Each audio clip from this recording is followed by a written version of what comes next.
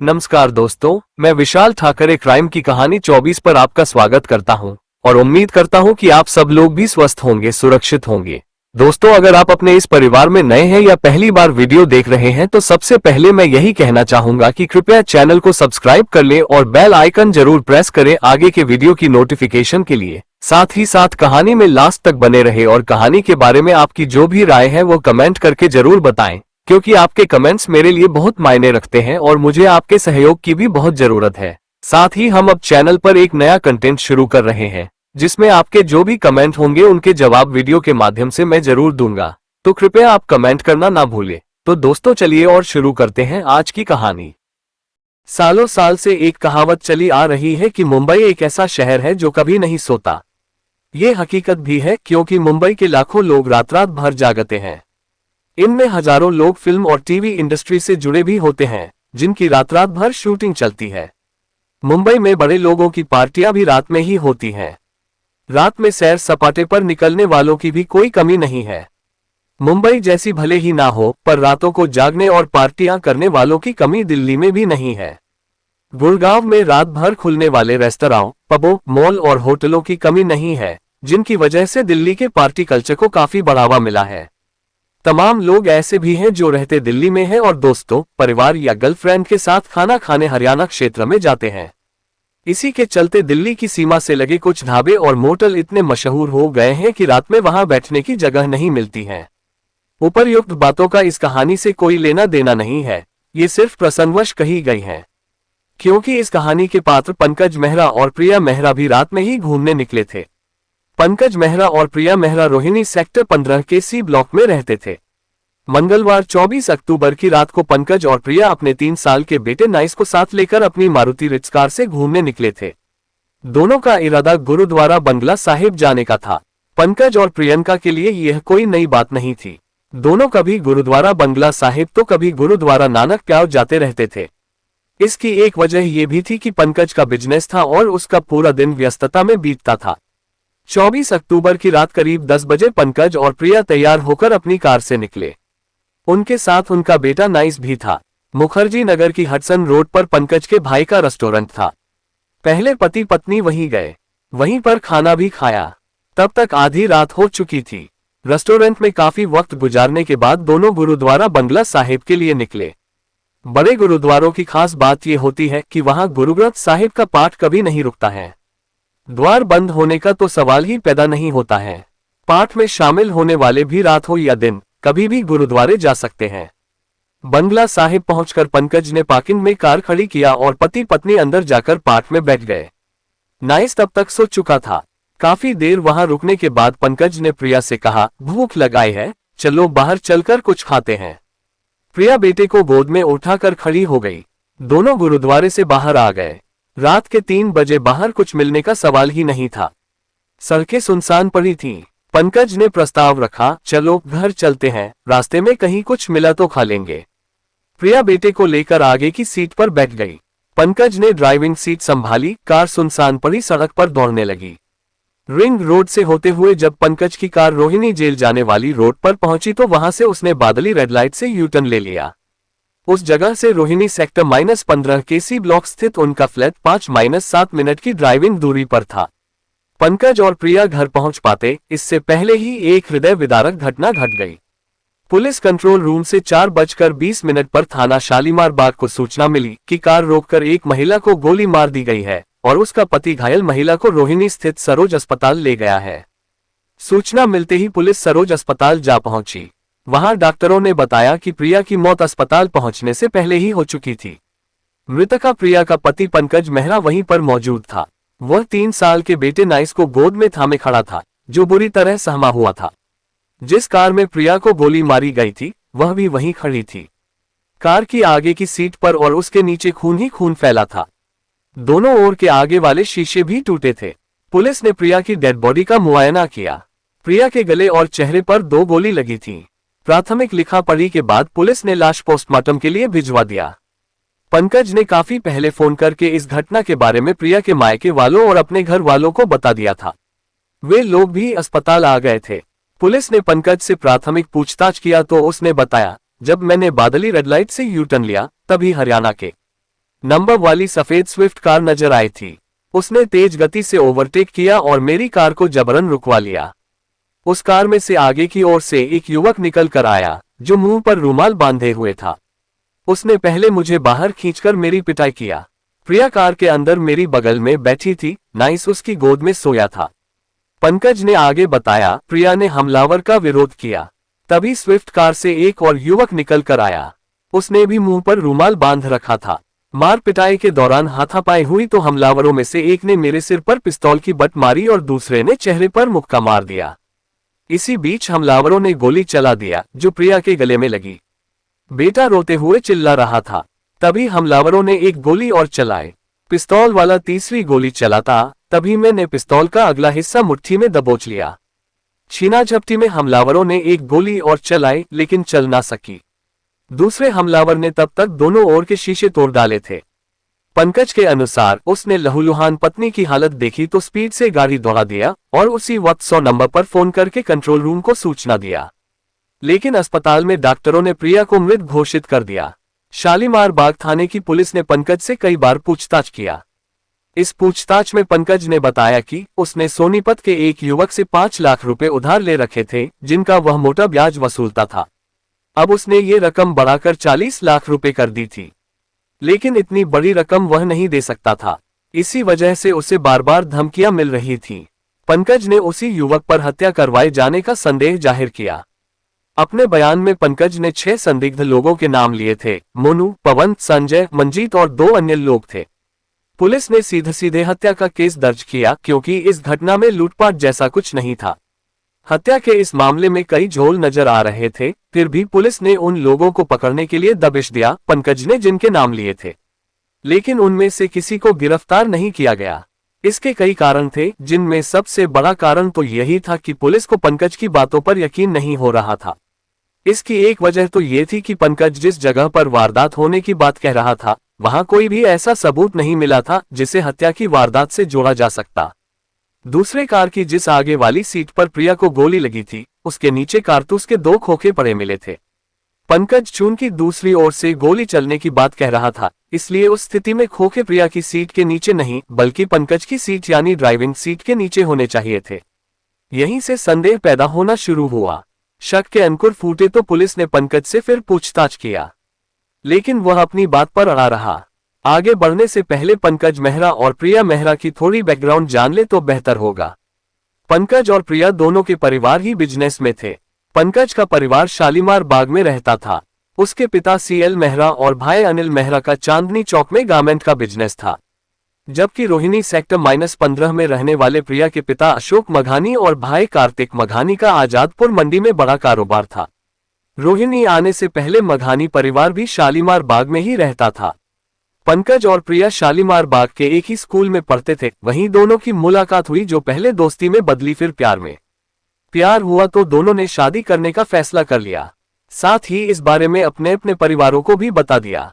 फलस्वरूप दोनों परिवारों की रजामंदी से 22 जनवरी 2006 को दोनों की शादी हो गई। उस समय दोनों खुश थे, लेकिन शादी के 3 साल बाद ही दोनों के रिश्ते में दरार पड़ने लगी। वजह था पंकज का आशिकाना मिजाज। इसके बावजूद दोनों की गृहस्थी चलती रही। कई साल पहले जब पंकज के पिता CL मेहरा का गारमेंट का बिजनेस घाटे में जा रहा था, तब पंकज ने अपना अलग बिजनेस करने की सोची। उसका उद्देश्य था अपने परिवार की मदद करना। बिजनेस के लिए उसने अपने एक परिचित के साथ मिलकर कपड़ों को डाई करने की फैक्ट्री खोली, लेकिन उसके पार्टनर ने उसे धोखा दे दिया, जिसकी वजह से उसे काफी नुकसान हुआ। पंकज को भरोसा था कि प्रिया के मायके वाले उसकी मदद करेंगे, इसलिए उसने पहाड़गंज में एक बार खोलने का फैसला किया। इस बिजनेस की पूरी योजना बनाने के बाद पंकज ने अपनी ससुराल वालों से इस बारे में बात किया तो वे पैसा लगाने को तैयार हो गए। पंकज ने 5-7 लाख रुपए अपने पास से लगाए और बाकी ससुराल वालों से लेकर पहाड़गंज में किंग बार के नाम से बार खोल दिया। इसमें उसने अपने साले कार्तिक की भी हिस्सेदारी रखी। पहाड़गंज की तंग गलियों में सैकड़ों होटल हैं। सस्ते होने की वजह से ज्यादातर विदेशी टूरिस्ट इन्हीं होटलों में ठहरते हैं। विदेशी पर्यटकों की वजह से यहाँ के जो भी 2-4 बार हैं, खूब चलते हैं। पंकज का बार भी चल निकला। बिजनेस बढ़ाने के लिए उसने 2-3 लड़कियों को भी नौकरी पर रख लिया था। इस बीच प्रिया के मायके वाले शालीमार बाग से रोहिणी सेक्टर -15 में आकर रहने लगे थे। दूसरी ओर घाटे से उबरने के लिए पंकज मेहरा के परिवार ने अपना शालीमार बाग का मकान 70 लाख रुपए में बेच दिया था। बताया जाता है कि मकान बेचने से मिली रकम भी पंकज मेहरा ने अपनी अय्याशियों पर उड़ा दी थी।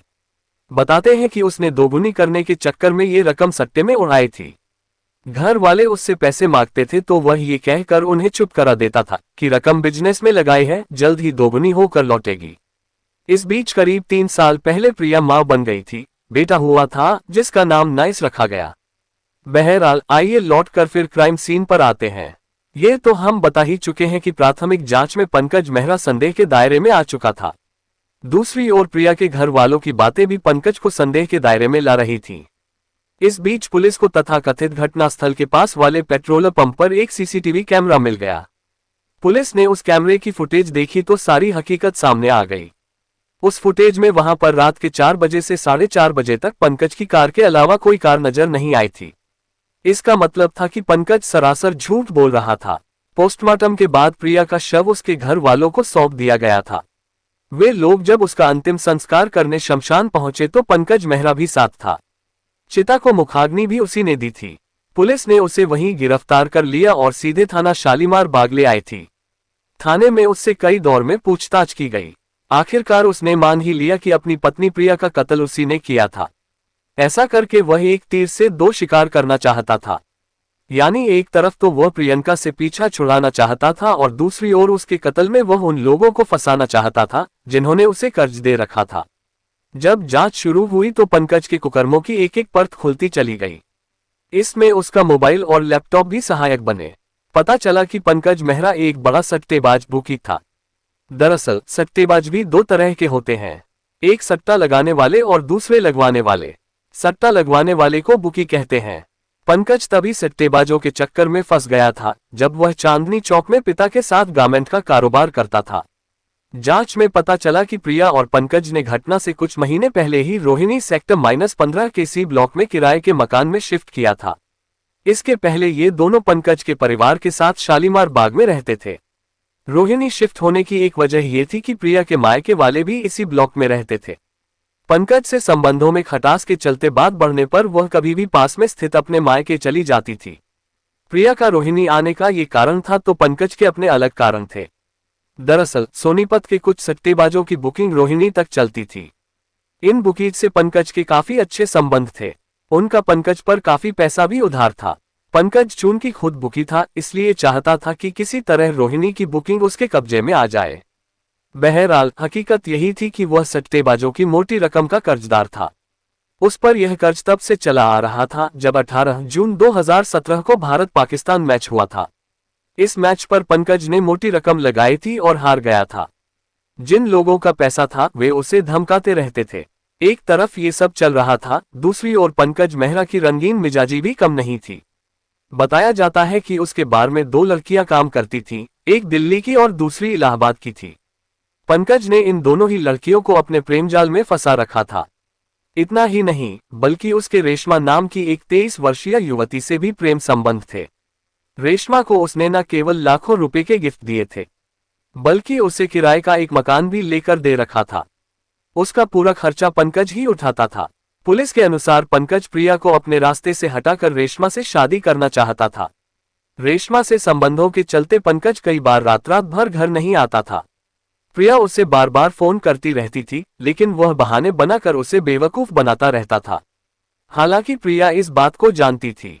इसी सब के चलते एक बार प्रिया 11 महीने तक अपने मायके में रही थी लेकिन उसके माता पिता ने उसे समझाकर पंकज के पास भेज दिया था। एक तरफ दबंगों का कर्जदार, दूसरी ओर रेशमा के चक्कर में पत्नी से रुसवा, पंकज की स्थिति अजीब सी हो गई थी। यह अलग बात है कि इस सब का जिम्मेदार भी वह खुद ही था। जब लेनदार कुछ ज्यादा ही दबाव बनाने लगे तो 2.5 महीने पहले पंकज ने अपना पहाड़गंज स्थित बार बंद कर दिया, लेकिन इससे उसकी समस्या कम होने की बजाय बढ़ती ही गई। अंततः उसने इस सब से निजात पाने के लिए ऐसा रास्ता खोजा जिससे सांप भी मर जाए और लाठी भी ना टूटे।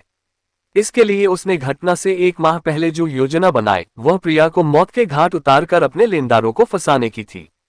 इसके लिए पंकज ने अपनी जान को खतरा बताकर एक दोस्त की मदद से एक पिस्तौल खरीदा। इसके बाद उसने कई बार रेकी करके वह जगह तय की जहां आराम से प्रिया का कत्ल कर सके और पकड़ा भी ना जाए। उसे यह जगह मिली बादली रेड लाइट से यू टर्न लेकर थोड़ा आगे। समय उसने आधी रात के बाद का चुना क्योंकि उस समय वह जगह एकदम सुनसान रहती थी। पंकज की सबसे बड़ी भूल ये थी कि वह पास वाले पेट्रोल पंप पर लगे सीसीटीवी कैमरे को नहीं देख पाया। पुलिस पूछताछ में पंकज ने पुलिस को गुमराह करने की पूरी कोशिश किया। कभी उसने कोई रूट बताया तो कभी कोई। पुलिस ने उसे साथ लेकर उसकी बताई सभी जगहों, सभी रास्तों को देखा। उन रास्तों के सीसीटीवी कैमरे देखे, लेकिन उसका कोई भी बयान विश्वसनीय नहीं निकला। पुलिस ने जब पेट्रोल पंप पर लगे कैमरे की फुटेज देखी तो वह पूरी तरह से संदेह के घेरे में आ गया। दरअसल पेट्रोल पंप वाले कैमरे की फुटेज में साफ दिखाई पड़ रहा था कि भोर के 4:15 पर पंकज ने बादली रेड लाइट से यू टर्न लिया। यू टर्न लेते समय कार की गति धीमी थी, लेकिन अचानक कार की गति बढ़ी और वह सीसीटीवी की रेंज के बाहर हो गई। इसके 5 मिनट बाद ही पंकज ने 4:20 पर पुलिस कंट्रोल रूम को फोन किया था। इसका मतलब जो भी हुआ था 5 मिनट के अंदर हुआ था। ये कांड पंकज ने खुद किया था। इस बात की पुष्टि सीसीटीवी की फुटेज से हो रही थी, क्योंकि उस 1 घंटे के दौरान कोई भी कार वहां से नहीं गुजरी थी। पुलिस ने जब पंकज मेहरा से सख्ती से पूछताछ किया तो उसने मुंह खोल दिया। उसने अपने पहले वाले बयान को झुठलाते हुए बताया कि उसने प्रिया के मर्डर की योजना करीब 1 महीने पहले बताई थी। इसके लिए वह पिछले 6 महीने से टीवी के क्राइम पेट्रोलर और सावधान इंडिया शो देख रहा था, जो क्राइम पर आधारित होते हैं। यहां तक कि उसने लैपटॉप पर अजय देवगन और तब्बू अभिनीत फिल्म दृश्यम 17 बार देखी। यूट्यूब पर उसने पुलिस इन्वेस्टिगेशन के हर पार्ट को देखा, समझा। इतना ही नहीं, उसने पुलिस के सर्विलांस सिस्टम को धता बताने, मोबाइल कॉल और सीसीटीवी की नजर से बचने का आइडिया फिल्म दृश्यम से लिया था। जब उसकी योजना तैयार हो गई तो उसने एक दोस्त के माध्यम से पिस्तौल खरीदा। पूरी तैयारी के बाद 24-25 अक्टूबर की रात को वह पत्नी प्रिया और बेटे नाइस को साथ लेकर गुरुद्वारा बंगला साहिब गया। वहां से वापसी में उसने जामा मस्जिद की ओर से होकर रिंग रोड पकड़ी। उसे तलाश थी किसी ऐसी जगह की जहां प्रिया को मौत के घाट उतार सके। पंकज को ऐसी जगह मिली बादली की रेड लाइट से यू टर्न लेकर। वहां उसने कार के अंदर ही प्रिया को पहले सिर में गोली मारनी चाहिए, लेकिन एन वक्त पर उसने सिर पीछे कर लिया, जिसकी वजह से गोली उसकी गर्दन में लगी। इसके बाद पंकज ने प्रिया पर एक गोली और दागी, जो उसके चेहरे पर राइट साइड से लगकर लेफ्ट साइड से निकल गई। बेटा नाइस उस वक्त सो रहा था, जो गोली की आवाज से उठ गया था। प्रिया को मौत के घाट उतार कर पंकज ने कार के दोनों ओर के शीशे तोड़े और कार तेजी से भगा दिया। उसी वक्त उसने पिस्तौल देवली लालबत्ती से आगे रोहिणी के रास्ते में पड़ने वाले जंगल में फेंक दिया। इसी बीच उसने पुलिस कंट्रोल रूम को फोन किया था।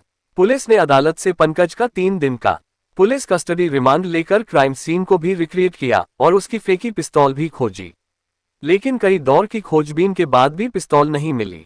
संभवतः उसे कोई उठा ले गया था। पंकज के मोबाइल की कॉल डिटेल्स और उसके लैपटॉप से पुलिस को काम की काफी जानकारियां मिली। पता चला कि वह एक साथ कई लड़कियों से चक्कर चला रहा था। इनमें उसकी सबसे करीबी थी रेशमा, जिस पर उसने लाखों रुपए खर्च किए थे। सुनने में यह भी आया कि पंकज ने रेशमा से शादी कर रखी थी और वह रातों को कई बार उसी के साथ रुकता था। ये बात भी चर्चा में आई कि पंकज पहले से शादीशुदा था और प्रिया को ये बात पंकज से शादी कर लेने के बाद पता चली थी। जो भी हो, पूरी कोशिशों के बाद भी पंकज अपने गुनाह को छिपा नहीं पाया और अपने बुने जाल में खुद ही फंस गया। दृश्यम फिल्म से उसे अपराध की जो राह मिली, वह सीधे तिहाड़ जेल में जाकर खुली। उसे शायद ये पता नहीं था कि फिल्म और असल जिंदगी में बड़ा फर्क होता है।